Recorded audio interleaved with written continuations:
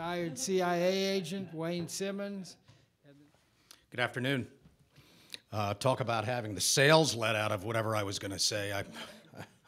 I'm pretty sure the Admiral wrapped it up pretty tight. We got a tap on your line. No doubt, it's mine. As we will all parrot at some point during the day, thank you for taking the time to be here. For me, I was honored to be asked by Roger and the rest of the distinguished members of the commission to be a part of this for lots of reasons. But one of the most important reasons that I wanted to be a part of this when asked was because the 4 men that died in Benghazi, the warriors, I am that guy. I've been that guy. I spent 27 years in what is termed outside paramilitary special ops. I ran deep cover intelligence operations my entire career. Nobody knew who I was. Nobody was allowed to know who I was. So you can imagine that having been that guy who had spent virtually my entire career alone, and in those situations, very similar to Benghazi, and absolutely knowing on a handful of those occasions that I was not coming out of this.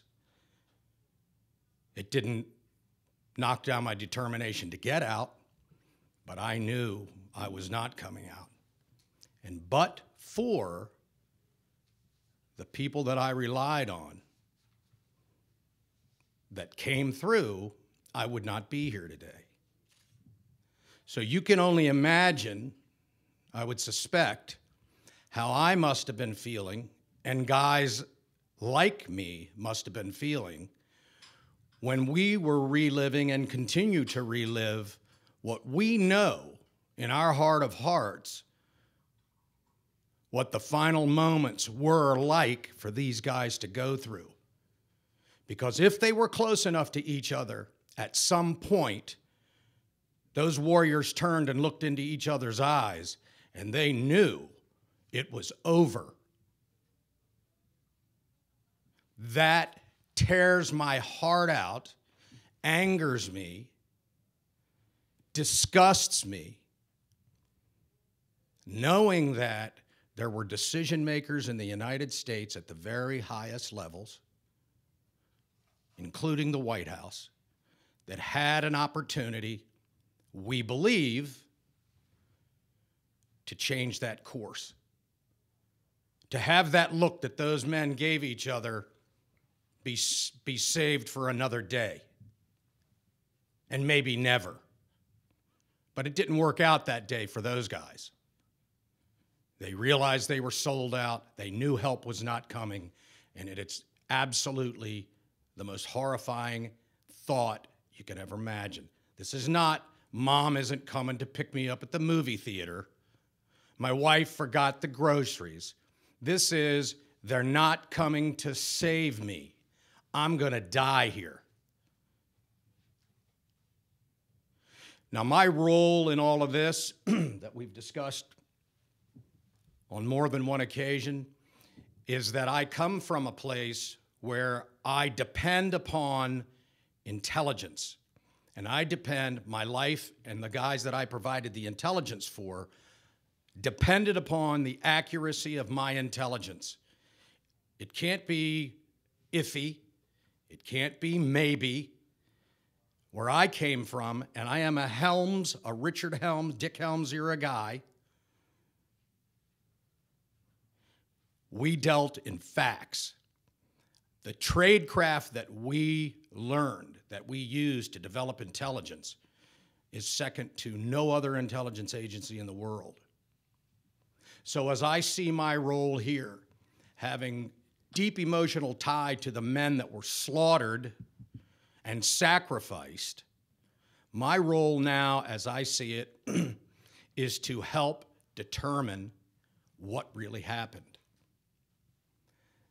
The Admiral raises so many incredible questions, as General McInerney will do, and Roger has, and the rest of the commission will as well raise those questions.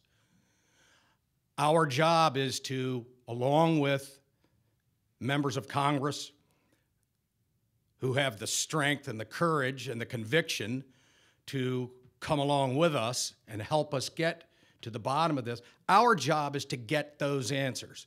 My job is to look at the intelligence, to look at the reports that we can get declassified, and let's figure out, along with the press, I might add, find out what happened. Because the stories that are out there, I don't care. This is not a right side of the aisle, left side of the aisle, or in the middle to me. 4 warfighters, 3 warfighters, and others were wounded. We've forgotten about them. They were put out to slaughter. We don't know what happened. None of us do. We've got a whole lot of scenarios.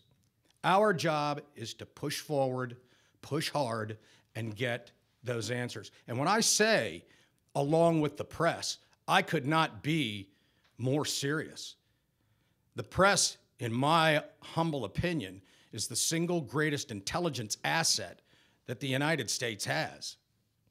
Now, how this split occurred, right, but I don't care. That's an argument for smarter people than me. But what I know is that the press is the very best asset the United States has. And when the press speaks, when the press moves, when the press demands, they get answers. And the only other people that get answers better than those are guys like me that are shoulder to shoulder with the cartel lieutenant. And I see it, and I develop the intel, and then we get them. That's what you all have. That's what the press has. So, in closing, what I would say is everyone on this commission has a very personal, I believe, reason for wanting to be part of it. Not the least of which is that we are all very patriotic, as I know everyone in here is. We're all patriotic.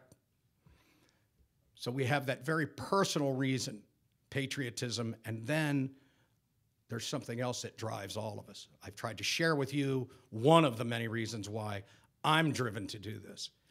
And I will only tell you and commit to you, the press, that I will personally leave no stone unturned.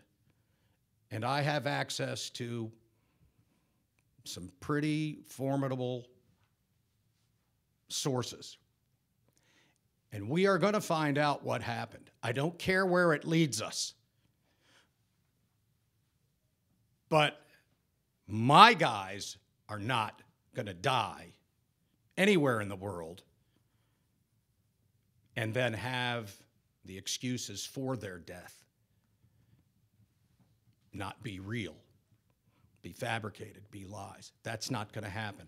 I have that opportunity now, along with you all, to help find out what really happened, put these guys' families at rest, and lay these guys to rest. That's a pretty big honor, and it's a pretty big task right now, but I am absolutely confident that that is going to happen.